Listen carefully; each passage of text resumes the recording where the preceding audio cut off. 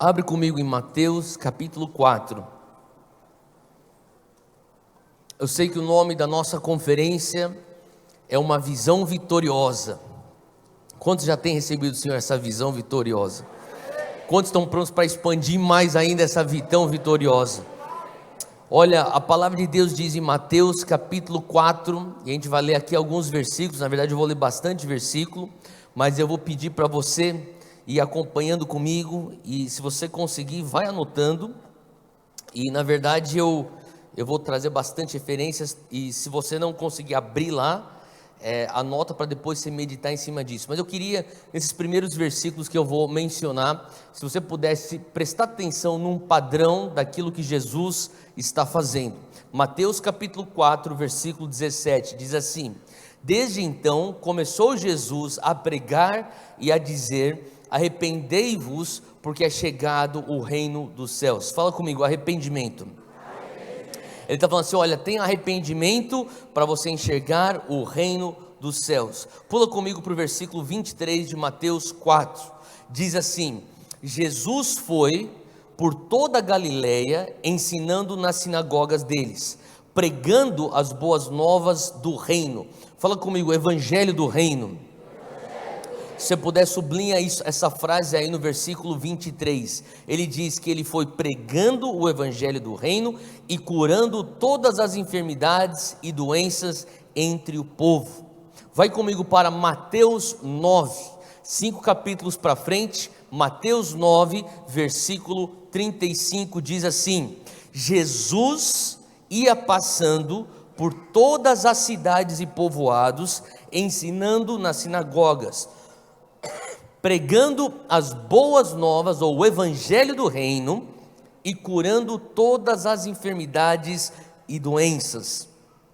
Vai comigo para o próximo capítulo, Mateus 10, versículo 7. Jesus está instruindo seus seguidores e ele diz: por onde forem, preguem esta mensagem: o reino dos céus é chegado. Versículo 8: curem os enfermos, ressuscitem os mortos, purifiquem os leprosos, expulsem os demônios. Vocês receberam de graça, deem também de graça. Eu espero que vocês estejam percebendo alguns padrões aqui nesses versículos que nós estamos lendo. Vai comigo para o livro de São Lucas, Evangelho de Lucas, capítulo 9, versículo 6. É um versículo bem curto e diz aqui: e saindo eles, Lucas 9, versículo 6, e saindo eles, percorreram todas as aldeias, anunciando o evangelho e fazendo curas por toda parte. Vai para o próximo capítulo, Lucas 10, versículo 9, Jesus está dizendo, instruindo seus discípulos: e curem os enfermos que estiverem lá, dizendo: é chegado a vocês o reino de Deus. Vai comigo para Atos 10, versículo 38, isso aqui é o apóstolo Pedro falando sobre Jesus ao gentil chamado Cornélio, e ele diz assim, versículo 38 de Atos 10, como Deus ungiu a Jesus de Nazaré com o Espírito Santo e com poder, e como ele andou por toda parte, fazendo bem e curando todos os oprimidos pelo diabo, porque Deus estava com ele.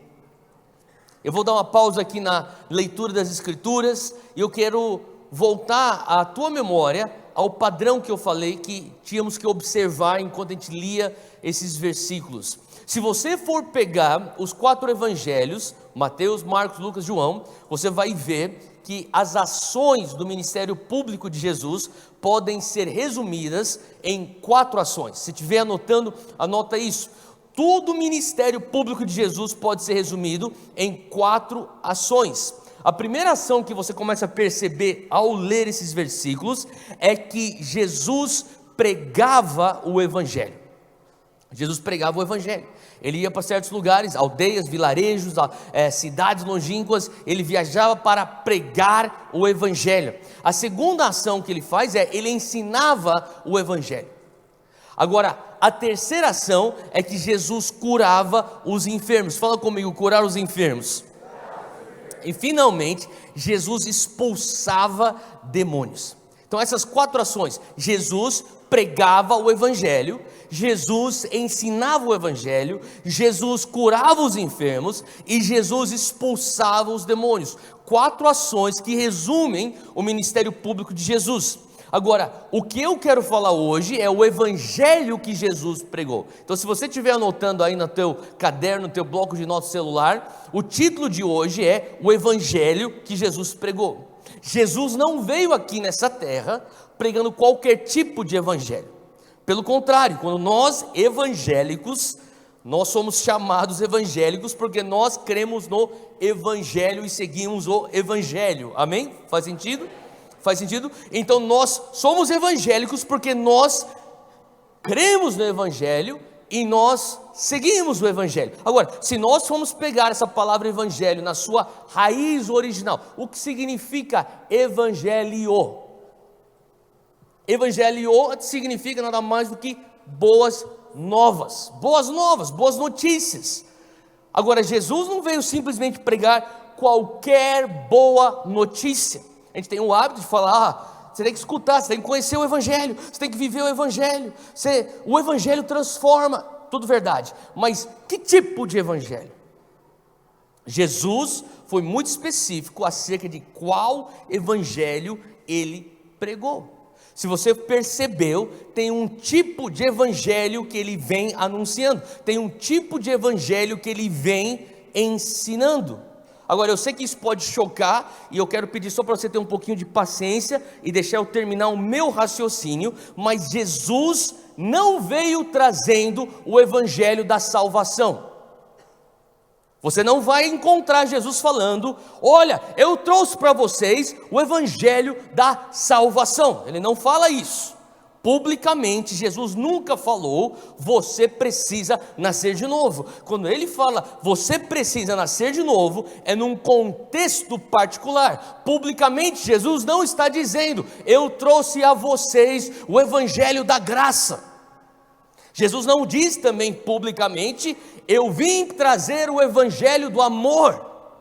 Agora, que fique bem claro, eu não sou contra a salvação, eu não sou contra amor, eu não sou contra a graça, mas o evangelho específico que Jesus trouxe é o evangelho do reino de Deus. Toda vez que você escuta Jesus pregando um evangelho publicamente, nesses 4 livros que relatam o ministério público de Jesus, você vai ver que ele está dizendo de maneira específica: eu trouxe a vocês o evangelho do reino. Agora, dentro do reino, você vai encontrar salvação, amém? Dentro do reino, você vai encontrar perdão. Dentro do reino, você vai encontrar graça. Dentro do reino, você vai encontrar o amor. Quem pode dizer amém para isso? Amém. Mas você entende que o evangelho que ele trouxe é o evangelho do reino. Agora, você poderia pensar, Theo, é questão de semântica. Uma vez ele fala isso, outra vez ele fala aquilo. Não, se for ver, não é uma questão de semântica, ele é bem específico. Evangelho do reino. Então a pergunta fala: por que Jesus não veio trazendo, eu estou falando aqui para vocês evangelho do amor? E daí ele ia para um outro lugar e pensava: esse pessoal aqui gosta de brigar, eu vou falar para eles que eu estou trazendo para eles o evangelho da paz. Daí ele vai para outro lugar, ele fala: esse pessoal está debaixo de culpa, debaixo de lei, eu vou falar para eles que eu estou trazendo para eles o evangelho da graça. Mas Jesus não funciona desse jeito. Jesus é bem específico, é o evangelho do reino. E antes de nós entrarmos para dentro do que significa o evangelho do reino, que é o que eu quero falar um pouco sobre isso hoje, eu queria continuar falando um pouquinho das ações de Jesus. Então, se você anotou, Jesus, ele pregava o evangelho do reino. Jesus ensinava o evangelho do reino. Jesus curava os enfermos. E Jesus expulsava os demônios. Agora, quando nós vamos para o texto original, você vê que quando ele está pregando, a palavra aí, no texto original, é querigma. E grego no querigma significa nada mais do que você anunciar, você proclamar. E se você estiver anotando, anota isso que eu vou falar para você. Nada no reino de Deus acontece sem antes ter tido uma declaração. Hoje você vive o resultado de declarações. Olha ao teu redor. Isso aqui é resultado de declarações. Quando você entra na tua casa, se você não gosta daquilo que você vê, eu te dizer uma coisa, você precisa começar a declarar coisas de acordo com a vontade de Deus para a tua família. Você reconhece o que eu estou querendo dizer? Quando eu olho para a minha realidade, eu digo, essa aqui não é a realidade que Deus tem para mim, ou eu estou em processo, eu continuo declarando a vontade de Deus, de acordo com aquilo que eu estou vendo. Eu sei que isso aqui não está no lugar onde está, mas Deus, em nome de Jesus, eu já declaro os teus propósitos sendo cumpridos na minha vida. É por isso que quando a gente está orando pelo Brasil, e eu espero que você esteja orando pelo Brasil, essas próximas semanas, que você não venha simplesmente ser pautado por aquilo que você escuta na mídia, por aquilo que você escuta nas mídias sociais, por aquilo que pessoas ao teu redor estão dizendo, mas, sabe, eu não sou contra você ter uma opinião política, eu não sou contra você ter um candidato já formado na tua cabeça, o que eu sou contra é cristãos, filhos e filhas de Deus, terem uma opinião sem terem momentos de oração. As pessoas estão cheias de opiniões, vão jogar no grupo de WhatsApp. A pergunta que eu faço, eu estava com o pastor Luciano Subirá alguns dias atrás, e aquilo lá o Espírito Santo começou a trazer convicção, quando ele começou a falar sobre os momentos de oração que ele tem tido pelo Brasil. Falei, Deus, eu tenho muita opinião, mas eu tenho que reconhecer que eu preciso ter mais oração pela minha nação. Então naquele lugar de oração, você já está declarando os propósitos de Deus pelo Brasil. Talvez o Brasil não esteja no lugar onde você gostaria que ele estivesse, mas já declara um cenário do reino de Deus sobre a nação. Você pode fazer isso?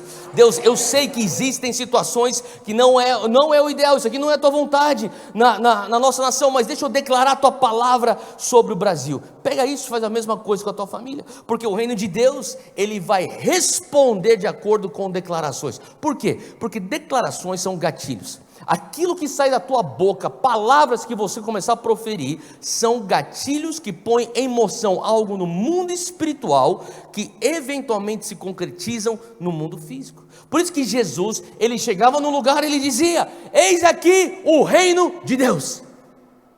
O reino de Deus é chegado a vocês. E as pessoas estão olhando e falando assim, sério? Ele está falando sobre o quê?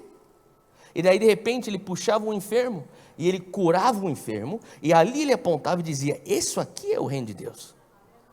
Quando ele puxava um endemoniado, ele expulsava o demônio, e falava assim, eis aqui o reino de Deus. Então Jesus, ele estava pregando o reino, querigma, ele também estava ensinando o reino. Quantos aqui lembram dos momentos que Jesus falava assim, o reino de Deus é como uma semente pequena de mostarda? Você lembra dessa parábola? Esse é o momento que ele ensina o reino. Uma vez eu perguntei para o meu professor de seminário, qual que é a diferença entre eu pregar a palavra e eu ensinar a palavra? Ele diz, quando você prega a palavra aqui é o anúncio, o pronunciamento, querigma. Mas quando você ensina a palavra, no texto original é o didasco, de onde nós tiramos a palavra didático. Quantos aqui já tiveram um professor, você não conseguia entender a matéria, mas aquele professor era tão bom que ele pegava um assunto tão complexo e fazia isso de uma maneira tão simples, você falava assim, uau, era assim? Alguém já teve um professor assim? Você chamaria esse professor de um professor didático. Da mesma maneira, Jesus era um professor didático, Jesus era um mestre didático, ele pegava um assunto complexo como o reino de Deus, e ele dizia, o reino de Deus é como uma pérola de grande valor. O reino de Deus é como uma pitadinha de fermento. Pode ser pequena, pode ser algo tão insignificante para o olho comum, mas uma vez que entra dentro da massa do bolo, ela não vai passar despercebida. Faz sentido?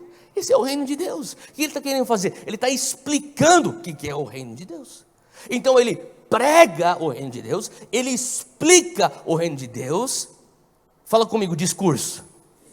Mas ele não para no discurso, ele dá seguimento para a manifestação através de obras. Ele fala, traz esse enfermo. Daí ele cura o enfermo, ele fala assim, isso aqui que é o reino de Deus. Traz esse endemoniado, ele expulsa aquele espírito que está oprimindo o garoto. Isso aqui é o reino de Deus. Então as pessoas começam a entender que a manifestação do reino de Deus começou no gatilho do pronunciamento do reino de Deus. Por isso que aquilo que você quer ver de diferente na manifestação física desse âmbito terreno, tem que começar quando a gente passa por um processo de declarar a palavra de Deus. Faz sentido? Não é só você crer, não é você na tua cabeça concordar, não é você sentir alguma coisa em relação à palavra, não, é a declaração. Agora, é importante que a gente entenda a mensagem que Jesus pronunciava e a mensagem que Jesus ensinava, porque se você não entender, se nós, evangélicos, não entendermos a mensagem de Jesus, eu temo dizer que muitas vezes nós não vamos entender Jesus se nós não entendermos a mensagem de Jesus. Tem um versículo lá em Marcos 1, se puder abrir comigo, Marcos 1, versículo 14, e neste trecho, enquanto você abre aí, Marcos 1,14, você vê que neste trecho existe o resumo, o sumário da mensagem do reino. Diz aqui no versículo 14, isso aqui talvez seja o versículo mais importante da noite, você sublinha aí comigo, versículo 1, Marcos 1, versículo 14 e 15, diz assim: e depois que João foi entregue à prisão, veio Jesus para a Galileia, pregando o evangelho do reino de Deus. Para por aqui, depois que João foi preso, existe aqui uma transição, uma passagem de bastão. João Batista, aquele que veio preparar o caminho, aquele que veio trazer o batismo do arrependimento, ele diz assim: olha, a palavra é clara. Aqui o apóstolo Marcos está deixando claro, existe uma transição que acontece aqui no versículo 14, sai de cena João Batista, entra em cena Jesus, mas Jesus não entra em cena simplesmente para aparecer, ele vem trazendo uma mensagem, mais do que tudo, ele vem trazendo a inauguração do reino na terra. Ele diz aqui, versículo 14, ele vem para a Galileia, proclamando as boas novas, o evangelho do reino de Deus, e dizendo, versículo 15, esse aqui que é o versículo chave, esse versículo 15, é o resumo do evangelho do reino. Ele diz: o tempo está cumprido, o reino de Deus está aqui, arrependei-vos e creiam no evangelho. Novamente, o tempo está cumprido. Vamos parar por aqui. 4 pilares da mensagem do reino de Deus. O primeiro pilar: o tempo está cumprido. Para pensar comigo aqui, raciocina comigo. Se algo vai ser cumprido, ele tem que ser previamente prometido. Sim ou não? Para algo ser cumprido, ele carece de uma promessa prévia. Qual foi a promessa prévia? Bom, é só você ler o livro de Isaías, ele aponta ao Messias. Jeremias apontando ao Messias, o próprio Davi nos Salmos apontando ao Messias. Você tem que entender que Jesus está falando isso para judeus. Jesus, um judeu, falando para judeus, quando ele entra em cena e diz: o tempo está cumprido, o que ele quer dizer com isso? Eu sou o Messias. Não é à toa que os fariseus ficam ofendidos quando ele entra em cena e fala: o tempo está cumprido. Ele está dizendo tudo aquilo que os profetas maiores, os profetas menores, tudo aquilo que houve de apontamento ao libertador de Israel. Automaticamente os fariseus falam: não é possível, cara, que você está falando para mim que você é Messias. Você é o Messias, você é o filho de um carpinteiro, isso é ofensivo, e aquilo começa a despertar um ódio, uma indignação, uma ofensa no coração daqueles fariseus. A primeira parte do evangelho do reino é que chegou o Messias, e quando o Messias vem, o Messias tem que ser visto como um rei. E deixa eu dizer uma coisa, seria loucura a gente comemorar e glorificar e honrar a vida da rainha Elizabeth que se foi, se ela não tivesse um reinado. Faz sentido? Que tipo de rei aparece sem reinado? Por isso que a segunda afirmação é: o reino de Deus está aqui.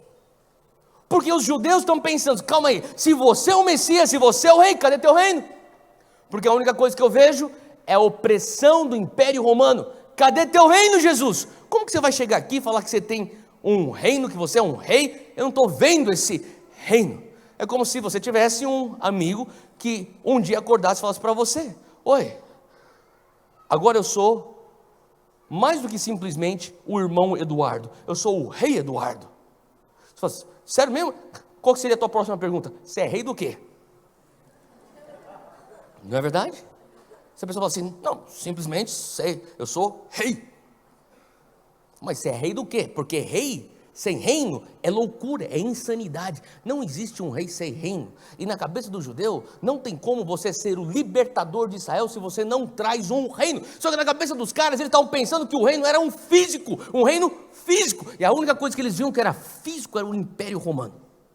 Então eles estão pensando: você está maluco? Como é que você, um carpinteiro, vai falar que você é um Messias e que você é um rei? Cadê o reino? Ele fala: o reino está aqui. Eu não estou vendo nenhum reino. E para isso, terceira afirmação, ele diz: arrependei-vos. Fala comigo, metanoia. Ele fala assim: muda a maneira de você pensar. Muda as lentes pela qual você está olhando o mundo. Você já viu aqueles óculos de sol com lente amarela? Alguém já viu isso aí? Sabe aquele óculos de sol com lente amarela? Daí você tem aqueles outros óculos de sol com uma lente azul. Sabe o que eu estou falando? Se você tem um óculos de sol com uma lente amarela, você vai ver o mundo de que cor? Quando você tira os teus óculos de lente amarela e você põe então os óculos de sol com a lente azul, você então tem um arrependimento de amarelo para azul. Faz sentido?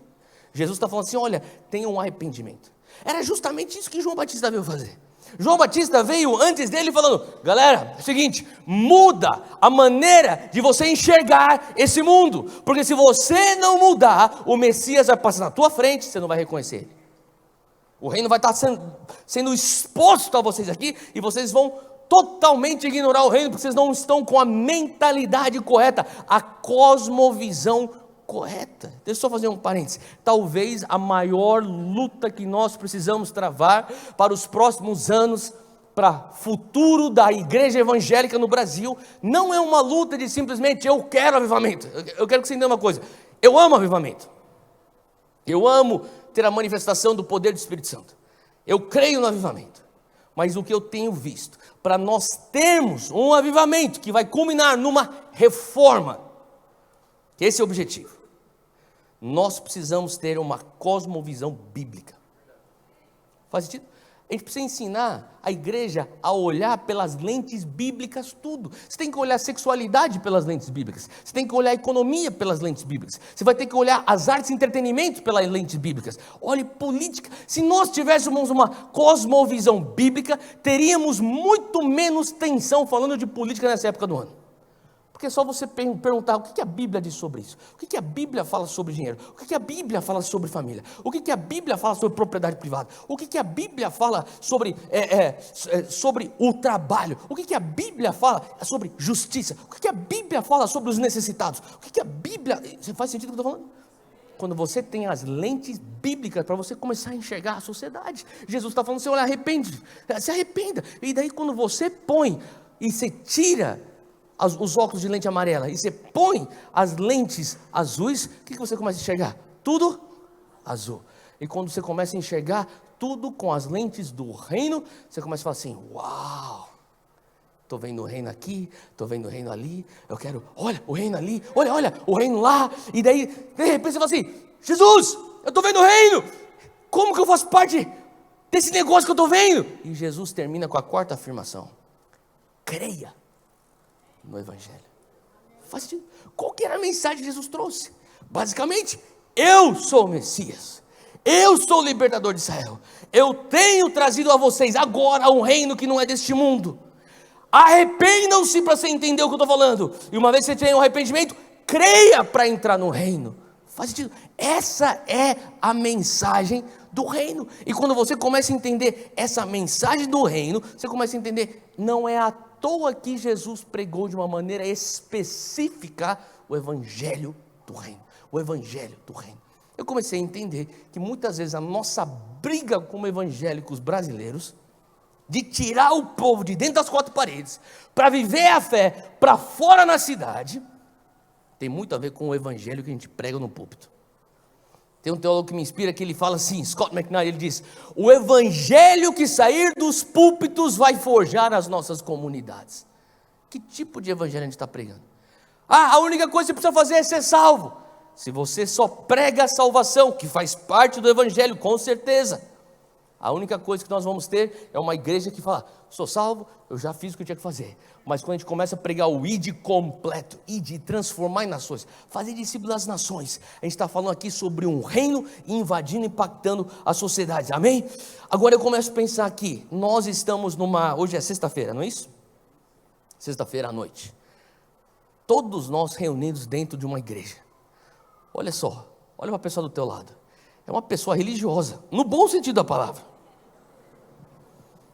Porque você poderia estar em qualquer lugar, aqui em Marília, mas você está dentro de uma igreja, sabe? E eu comecei a entender, é por isso que Satanás não vai me tentar da mesma maneira que ele vai tentar alguém que nunca ouviu falar do evangelho. Satanás vai te tentar de um jeito que ele não tenta uma pessoa que nunca teve contato com o evangelho, uma pessoa que você pode olhar e falar assim: você é uma pessoa mundana, uma pessoa que está longe. Deixa eu te dizer uma coisa, a maneira como Satanás nos tenta é bem diferente. Por quê? Nós somos pessoas religiosas no bom sentido da palavra, nós temos um código de ética, nós temos valores. Olha aqui, a gente está aqui reunido dentro de uma igreja numa sexta-feira à noite. Por isso que Satanás, ele não vai te tentar da maneira como a gente caricatura na nossa mente as tentações. Eu duvido que você foi tentado recentemente, enquanto você andava pela calçada de uma rua, a assaltar um banco. Você fala: meu, não vejo a hora, velho. Me segura, senão eu entro naquele banco, velho. Meu Deus do céu. Você não teve essa tentação, eu espero que não.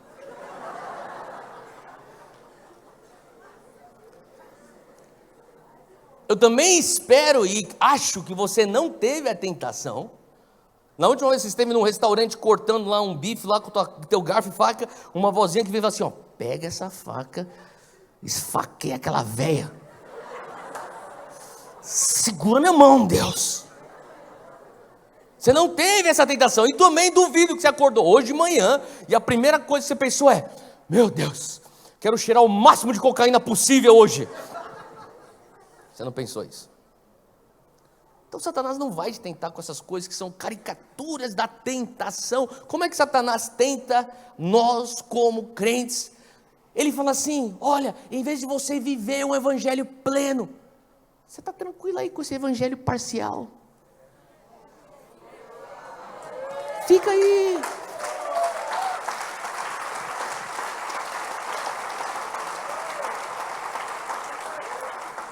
Você não precisa viver aquilo que Jesus te mandou fazer. Você precisa só fazer uma coisa boa. Faça uma caridade, faz uma coisa boa. Seja só bom. Faz isso que eu estou falando. A tentação de Jesus, a tentação de Satanás para nós que já cremos em Jesus, não é uma tentação que nem essas aberrações que eu falei, mas tem a ver com você se contentar com o bom e não ir atrás do melhor que Deus tem para você. Faz sentido. Então ele fala assim: só seja evangélico. Então o que eu tenho que fazer?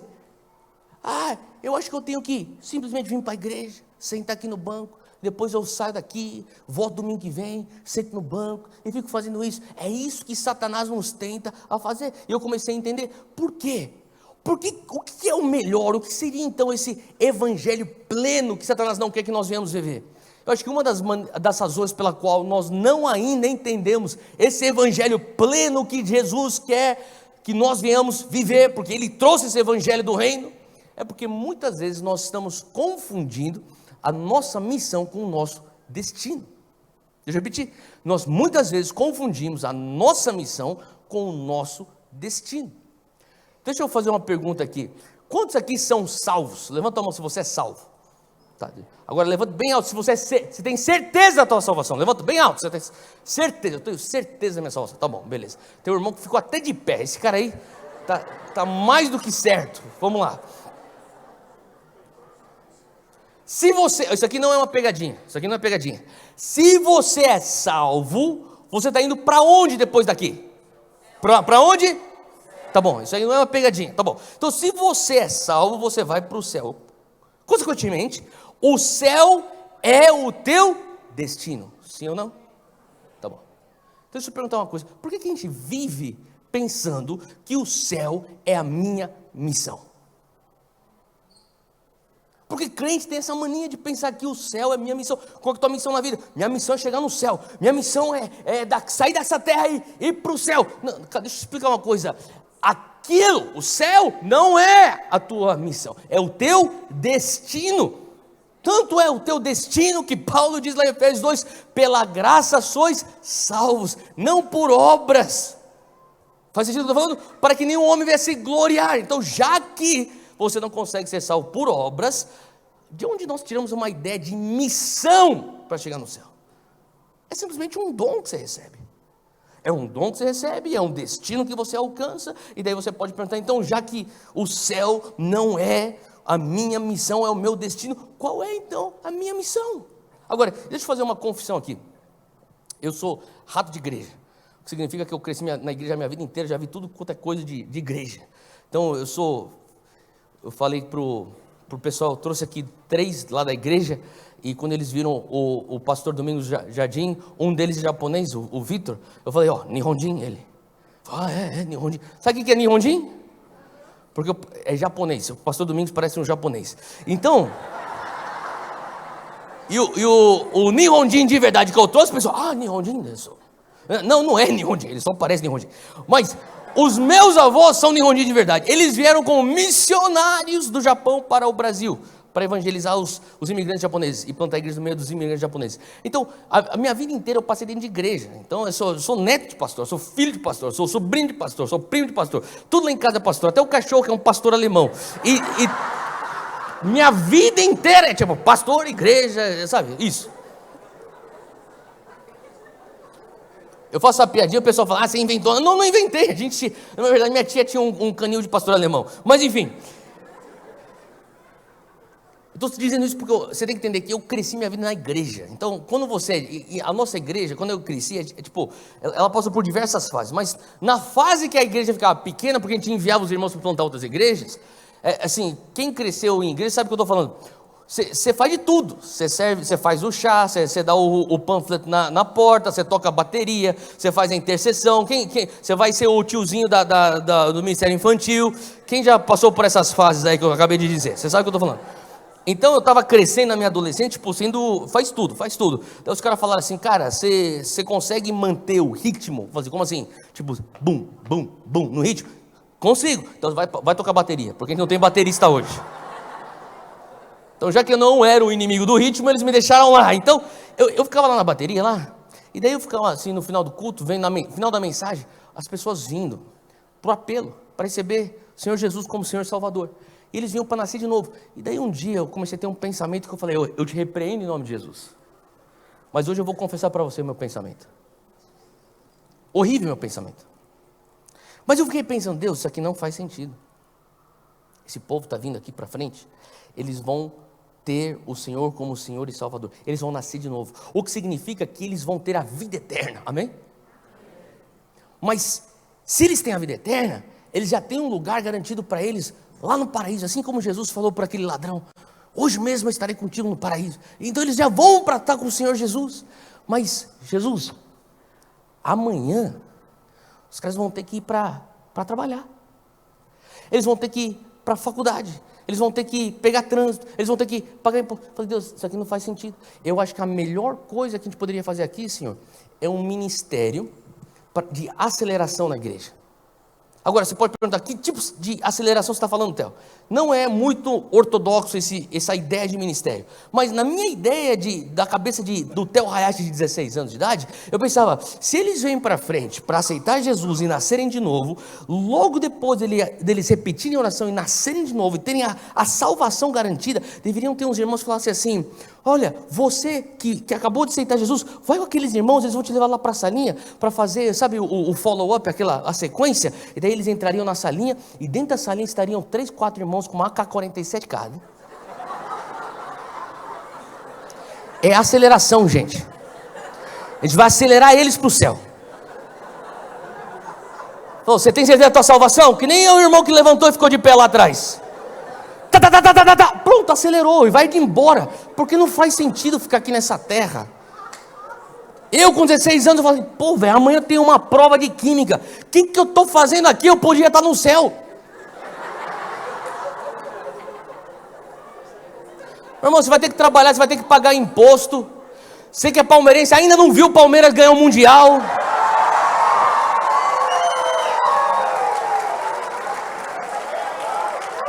Vai pro céu, cara, é melhor para você do que você ficar sofrendo todo ano.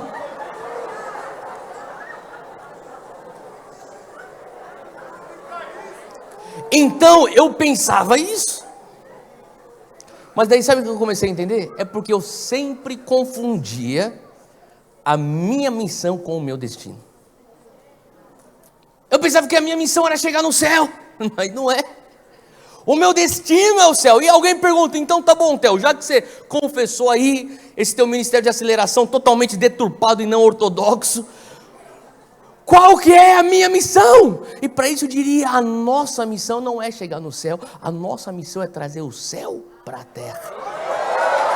É a única explicação.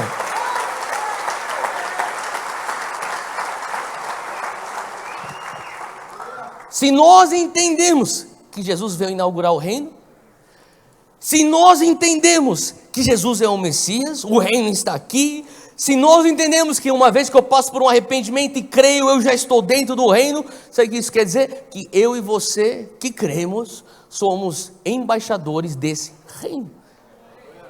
E um dia Deus voltará, Jesus voltará para trazer a plenitude do reino dele, mas nesse momento o reino de Deus já está aqui. Então o que ele está testando? Se eu consigo ser um bom mordomo do reino que já está aqui, eu consigo expandir isso. Expandir isso para onde? Para dentro da minha família. Quanto do reino de Deus está dentro da tua família? Quanto do reino de Deus está dentro da tua escola? Dentro da tua faculdade? Quanto do reino de Deus está na tua vizinhança? Quanto do reino de Deus está onde você trabalha? Quanto do reino de Deus está em Marília? Qual que é a vontade de Deus? É que Marília venha a ser discipulada. Como que eu vou ver Marília sendo discipulado? Quando o reino de Deus que você carrega, que você vive, você começa a crescer da influência do teu reino, o raio de influência começa a crescer e começa a tocar todo lugar de Marília que você pisar, o reino de Deus chega lá. Faz sentido? Então quando você começa a ter esse entendimento, isso é trazer o céu na terra. Quanto do céu tem na tua casa? Quanto do céu tem na tua vizinhança? Quanto do céu tem na tua escola? E assim por diante. Quando a gente começa a reduzir o evangelho a só cruz, sangue, calvário, você não consegue discipular uma nação. O que você pensa é, sou salvo, fico aqui, e é isso.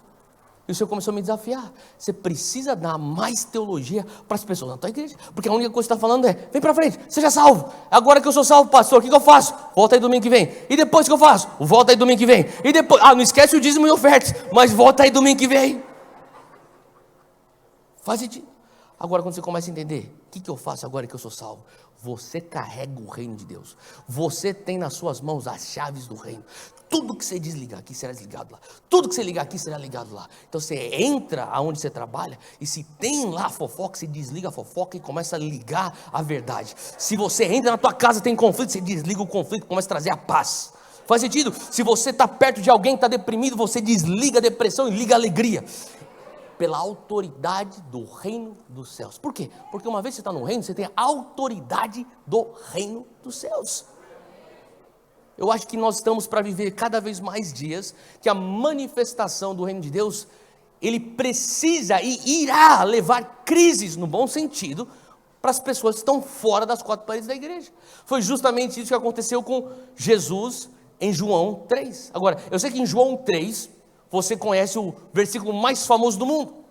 João 3,16. Porque Deus amou o mundo de tal maneira, que deu o seu Filho unigênito, para que todo aquele que nele crê não pereça, mas tenha a vida eterna. Mas poucas pessoas pensam em qual contexto estava esse versículo.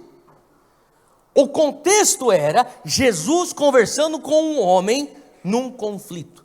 Esse homem estava num conflito, esse homem tinha uma crise. O nome desse homem era Nicodemos. Você lembra de Nicodemos? João 3, abre comigo, versículo 2.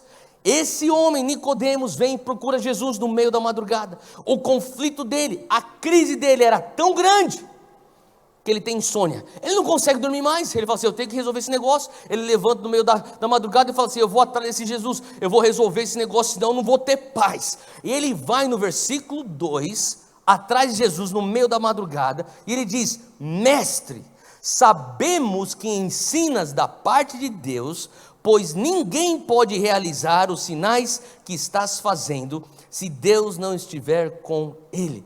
Essa é a minha versão, vamos ver essa versão que está aqui. Ele diz assim, Rabi, ou mestre, sabemos que o Senhor é mestre, ou que ensinas. O mestre é aquele que ensina, vindo da parte de Deus, porque ninguém pode fazer esses sinais que o Senhor faz, se Deus não estiver com ele. Qual que é a crise de Nicodemos? A crise de Nicodemos é, a minha educação teológica não me permite concordar com aquilo que você fala, mas quando você fala, alguma coisa acontece dentro de mim. Os meus colegas, os meus professores, os meus rabis, lá na sinagoga, a gente está te observando, e quando você começa a falar, parece que alguma coisa está mexendo dentro do meu coração. Você já ficou perto de alguém, quando ela começa a falar de Jesus, parece que alguma coisa mexe dentro de você, parece que alguma coisa vem à vida dentro de você, parece que você começa a ter algum movimento no teu coração. Alguém já experimentou isso com alguém? Sabe, era essa unção que Jesus carregava, quando ele começava a falar, ele falava com autoridade. Então ele diz assim, olha, eu sei que você, ó mestre, ensinas da parte de Deus. Fala comigo, discurso. Não era só aquilo que ele fazia, era o que Jesus falava. Jesus estava lá e eles estavam observando. Nicodemos está lá de gaiato, só longe, observando, filmando o movimento. E ele está chegando e fala, cara, reino de Deus? Semente de mostarda? Hã? Reino de Deus? E ele começa a aprender sobre esse tal desse reino, e alguma coisa está sendo gerada no coração dele. E daí ele segue, ele diz aqui, e ninguém pode fazer. Fala comigo, ação. Sabe, Jesus não tinha só discurso, Jesus tinha ação. Jesus ensinava de um jeito que era libertador, que era instigador, que era confrontador, mas Jesus também trazia o respaldo, aquilo que era a pregação e o ensino, na manifestação. Ninguém faz esses sinais se Deus não for com você. E ele está dizendo, olha, você fala e faz de uma maneira que põe em mim uma crise. Eu fico pensando, Deus, será que vai chegar um tempo onde aquilo que eu falo e aquilo que eu faço põe uma boa crise no coração das pessoas que estão ao meu redor, que não te conhecem? Saber que Deus quer te usar para gerar crises nos corações das pessoas ao teu redor? Ele quer te usar de tal maneira que as pessoas falam assim, olha, eu não concordo com você, eu não fui criado para pensar que nem você pensa, eu tenho um background diferente, minha família é bem diferente da tua, eu tenho uma ideia de família diferente da tua ideia de família, eu penso bem diferente, mas quando você começa a falar, e quando você começa a agir, alguma coisa acontece dentro de mim, a tal ponto que eu não consigo nem dormir, e ele vai no meio da madrugada, ele bate na porta de Jesus e fala, estou em crise, me ajuda porque aquilo que você fala e aquilo que você faz só pode ser de Deus, mas todo mundo ao meu redor fala que você não vem de Deus. O que está acontecendo? Daí Jesus chega e fala no versículo 3, em resposta, Jesus declara, verdadeiramente eu lhe digo, ninguém pode ver o reino de Deus se não nascer de novo. Olha só que coisa doida, porque Nicodemos, ele está falando assim, olha, aquilo que você fala, aquilo que você faz, só pode ser de Deus. E Jesus responde, ninguém vai ver o reino de Deus se não nascer de novo. Parece uma conversa de louco, porque ele não perguntou, eu quero ver o reino de Deus. Ele não falou isso. Será que eu posso ver o reino de Deus? Não, ele não está falando, está falando uma outra coisa. E Jesus, ele responde, ninguém pode ver o reino de Deus se não nascer de novo. Será que você já perguntou, por que Jesus responde isso para uma pergunta que não existiu acerca do reino de Deus? Jesus responde isso porque ele consegue discernir o clamor do coração em Nicodemos. Ele não tinha o vocabulário particular. Ei, Jesus, eu preciso ver o reino de Deus. Ele nunca fala isso. Jesus não vai e responde, para ver o reino de Deus, você precisa nascer de novo. Não, ele tem um clamor dentro dele. E o Senhor começou a me lembrar de tantas vezes que eu estive em contato com pessoas que não são pessoas evangélicas, mas carregam um clamor para ver o reino de Deus. E às vezes o clamor não é da maneira como a gente pensa. Raramente E possivelmente, nunca você vai ver uma pessoa que não é evangélica, que é uma pessoa que pensa completamente mundana, chegar a você na tua faculdade, chegar a você no teu trabalho, chegar a você na tua vizinhança, e uma pessoa que não é cristã, dizer para você, me leva para Jesus. Se você está esperando isso como sinal, esse sinal não vai acontecer. Mas provavelmente ela vai falar um palavrão. Provavelmente ela vai chorar. Provavelmente ela vai demonstrar ódio. Provavelmente ela vai falar assim, cara, estou depressivo. E aquilo é a única coisa que ela consegue articular para dizer, eu preciso de alguma coisa que eu não tenho. E para isso Jesus teve o ouvido para discernir e falar assim, não, sabe o que é? É que você teve contato em algum lugar com o reino que não é deste mundo. Você teve contato com o reino de Deus, e quando você, que é deste mundo, tem contato com o reino de Deus, os dois mundos colidem, se instaura uma crise.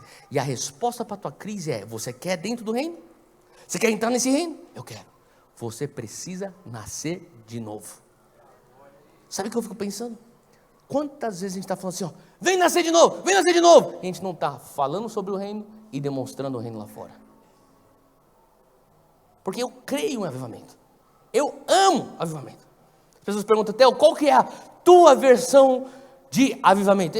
Eu sei que a gente pode ficar aqui horas e horas falando de versões de avivamento. Eu tento ser um pouquinho mais simples. Eu falo assim, avivamento, é que tem a própria palavra diz, avivamento. É você voltar à vida. É você voltar ao primeiro amor. É você experimentar um derramar do Espírito Santo. Para mim, isso é avivamento. E eu amo esse avivamento. Porém, eu comecei a entender que avivamento por avivamento não é garantia de reforma. Por mais apaixonado que eu seja por avivamento, eu comecei a entender que o que o Brasil precisa, o que as nações precisam, é mais do que só um avivamento. Nós precisamos de um avivamento que vai culminar numa reforma, uma transformação social. Faz sentido? Eu creio que o Senhor está nos chamando para vivermos dias, até como está escrito na palavra, até que os reinos deste mundo se tornem o reino do nosso Cristo. E para que isso venha acontecer, o ID, a grande comissão, precisa ser entendida como o literal discipular de nações. Como é que eu tenho então uma reforma? Nós temos uma reforma quando o poder do evangelho leva um impacto nas estruturas da cultura.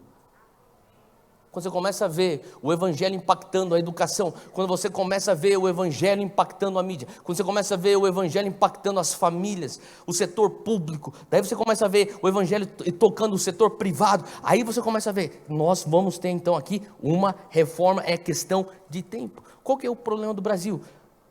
Quando a gente tem 65 milhões de evangélicos, e a gente está onde nós estamos, talvez não seja porque nós não estamos querendo um avivamento, quem sabe é porque nós precisamos expandir nossa ótica de o que seria um avivamento. É mais do que simplesmente nós termos grandes igrejas.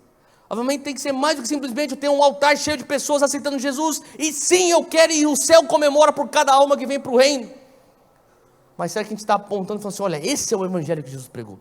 É o evangelho do reino. É um evangelho que vai além de simplesmente aumentar a membresia da igreja. Sabe, quando Jesus ele vem aqui na terra, ele declara algo que já tinha sido profetizado lá em Isaías. Você poder abrir comigo Isaías 61. Em Isaías 61, Jesus, ele repete essas palavras. Isaías 61 já é uma profecia, já um apontamento para aquilo que ele faria. Versículo 1, ele diz, o Espírito do soberano Senhor está sobre mim. Você achou aí? Isaías 61, 1. Porque o Senhor me ungiu para levar o evangelho aos pobres. Enviou-me para cuidar dos que estão com o coração quebrantado. Olha só o que ele está dizendo. O Espírito do soberano Deus está sobre mim. O Senhor me ungiu, fala comigo, unção. Para o evangelismo. Sabe, os pobres, ele está falando assim, olha, aqueles que não têm as boas novas, quando você começa a ver evangelismo, quando você começa a ver almas vindo, isso aí é um sinal de avivamento. Ele continua dizendo, ele me enviou para cuidar dos que estão com o coração quebrantado, fala comigo, cura. Para anunciar liberdade aos cativos e libertação aos prisioneiros, fala comigo, libertação. Eu não sei, quando você começa a ver almas vindo para o reino, quando você começa a ver cura acontecendo, quando você começa a ver libertação, eu não sei você, mas para mim isso aí é avivamento. Faz sentido? Agora, deixa eu te dizer uma coisa, um avivamento que não culmina numa reforma, num mover, nada mais é do que uma experiência pentecostal autoindulgente que nos leva a lugar nenhum. A gente vai inchar. Mas Jesus, ele não é incompleto, ele segue no versículo 4, pula lá para baixo, ele diz: eles reconstruirão as velhas ruínas e restaurarão as cidades arruinadas. Eu não sei você, mas isso aqui me soa como reforma, que tem sido devastada de geração em geração. De maneira alguma também quero falar sobre reforma na ausência do mover do Espírito, porque essa reforma na ausência de Jesus nada mais é do que uma busca por ação social centrada no homem. Mas quando você começa a entender um espírito avivado, que carrega um sentido missional para fora, aí nós estamos vendo um avivamento que culmina numa reforma. Faz sentido o que eu estou falando? E quando eu começo a ler as palavras de Jesus, Mateus 28, versículo 19, ele diz: ide, pregai o evangelho. Ele está falando assim: fazei discípulos de todas as nações. Sabe, se a gente fosse perguntar, eu estava conversando com um jovem recentemente, falou assim: qual que é a linha de chegada? Qual que é a linha de chegada? A linha de chegada não é um altar cheio. O altar cheio é a linha de partida. Faz sentido? A linha de chegada é nós vemos um Brasil discipulado. E a última coisa que a gente precisa é uma geração jovem pensando: as coisas estão indo pior, daqui a pouco Jesus vai voltar mesmo. E daí a gente canta: me dá Jesus e toma o mundo. E recentemente, conversando com pessoas do governo, teve uma cobrança de um dos pastores que estava perto de mim e falou assim: por que a gente não teve mais pessoas nessa área do governo, naquela área do governo, nessa área de desembarque? Ele falou assim: a gente procurou, mas não encontrou. Daí o Senhor Espírito Santo falou comigo: sabe o que é? São anos a gente fala para os nossos jovens: quer servir a Deus? Larga a tua faculdade e fica aqui atrás do púlpito. Quer servir a Deus? Abra mão da tua carreira e vem. Deixa eu te falar uma coisa: quer servir a Deus? Tem um avivamento pessoal e vai levar essa transformação para onde Deus te levar. Porque se nós formos viver um Brasil que é de fato discipulado, nós vamos ter que ter professores cheios do Espírito Santo. Nós vamos ter que ter cientistas cheios do Espírito Santo. Nós vamos precisar de engenheiros cheios do Espírito Santo. Nós vamos precisar de artistas cheios do Espírito Santo. Você faz sentido o que eu estou falando? Mas quando a gente começa a pensar: mas para que eu vou estudar? Daqui a pouco Jesus vai voltar. Deixa eu te falar uma coisa: esse papo já é antigo. E se Jesus não voltar, você vai pagar para ver? Então hoje eu escolho, eu tenho falado para as pessoas falam assim: Theo, mas o POCs tem feito tantas coisas nas universidades, o que você tem visto? A gente tem visto salvação, a gente tem visto cura, a gente tem visto pessoas voltando para Jesus. E eu falo: olha, não que seja o mais importante, mas uma das coisas bem importantes que eu tenho visto são jovens apaixonados por Jesus que estão prestes a largar a faculdade, muitos deles no 6º período, no 7º período: eu vou servir a Deus, eu vou para a África ser missionário. Eu falei: não, glória a Deus, mas termina a tua faculdade antes. Faz sentido? Porque a gente precisa de pessoas capacitadas para ocupar os lugares da sociedade. Jesus em Lucas 11, você não precisa nem abrir, mas você vai lembrar do que eu estou falando aqui. Ele falava que quando um espírito imundo sai de um homem, você lembra desse texto? Ele sai procurando lugares áridos para poder repousar. Encontrando nenhum desses lugares, ele volta para onde ele foi retirado, e quando ele encontra aquele lugar vazio e varrido, ele vem com outros 7 espíritos piores do que ele, e o último estado é pior do que o estado inicial. Você lembra do que eu estou falando? O que adianta a gente ficar expulsando o espírito de corrupção de Brasília, se a gente não for preencher o vácuo de Brasília com políticos cheios do Espírito Santo?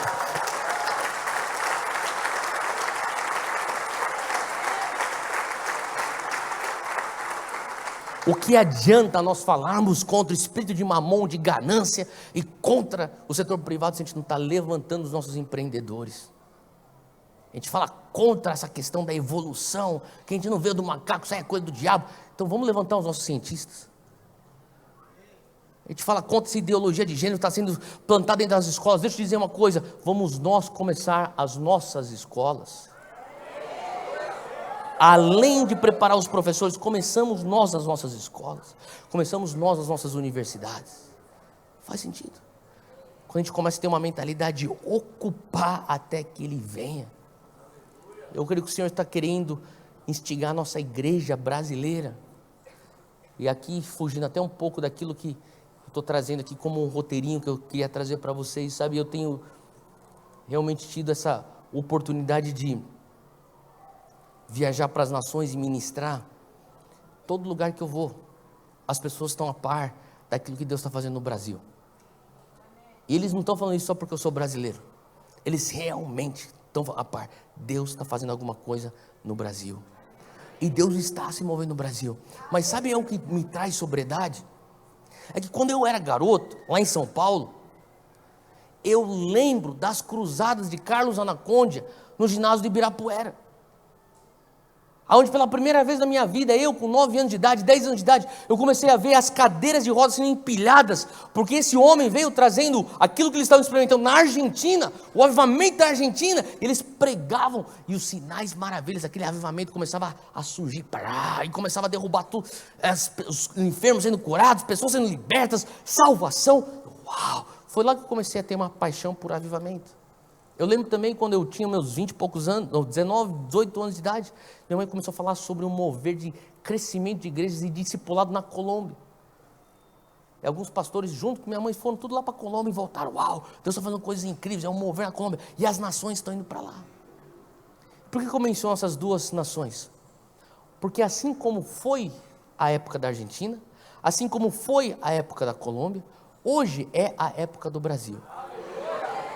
Mas para pensar aonde está a Argentina hoje e aonde está a Colômbia hoje. Se nós não falarmos Deus, sim, é sobre o mover do Espírito Santo e sim, tem a ver com o avivamento, mas qual que é a estratégia a longo prazo? Deixa eu te dizer uma coisa, a estratégia a longo prazo é ocupar até que Ele venha. A estratégia a longo prazo é discipular nações. A estratégia a longo prazo é ocupar a todas as esferas e fazer com que todos os reinos deste mundo se tornem o reino do nosso Cristo. Faz sentido? A estratégia não é vou inchar e crescer minha igreja, vou inchar e crescer minhas redes sociais, vou ser famoso e vender bastante livro. A estratégia é, será que eu consigo pôr princípios do reino em todas as estruturas da sociedade para que a cultura do Brasil venha a ser discipulada? Faz sentido o que eu estou falando? E tudo isso a gente encontra quando a gente começa a falar de grande comissão e de fazer discípulo das nações. E quando a gente começa a abraçar esse âmbito missional, sabe, eu fico pensando em Mateus 28 e a sequência da conversa está lá em Atos 1. Lá em Atos 1 você pode perceber que assim, os caras já estavam prontos, eles já escutaram, Jesus está prestes a ascender, e eles estão prontos, tá bom, a gente vai, faz discípulos das nações, Deus. E Jesus fala assim, não, Atos 1 versículo 4, vocês vão esperar. Vocês vão esperar para vocês serem cheios do Espírito Santo e do poder. Atos 1, 8. E então sereis minhas testemunhas em Jerusalém, Judéia e Samaria e até os confins da terra. Sabe, eu temo por uma igreja evangélica que está numa cruzada atrás de certos valores conservadores. Eu sou conservador, só por... Você pensa, será que ele é conservador? Eu sou conservador. Mas sabe o que eu acho? O Brasil não precisa de mais pessoas conservadoras. O Brasil precisa de pessoas bíblicas cheias do poder e da presença do Espírito Santo. Consequentemente, você vai se alinhar com muitos valores conservadores. Então, nessa narrativa política, que a gente venha a se ater àquilo que é o nosso original. Ser cheio do Espírito Santo. Fazer discípulos para o reino de Deus. Faz sentido? Então, hoje eu queria terminar fazendo justamente Atos 1, versículo 4. Esperando, porque o Espírito Santo venha nos tocar. Eu gostaria que hoje a gente saísse daqui cheios do poder, cheios do Espírito Santo, com o coração pegando fogo por Jesus. Você está pronto para isso?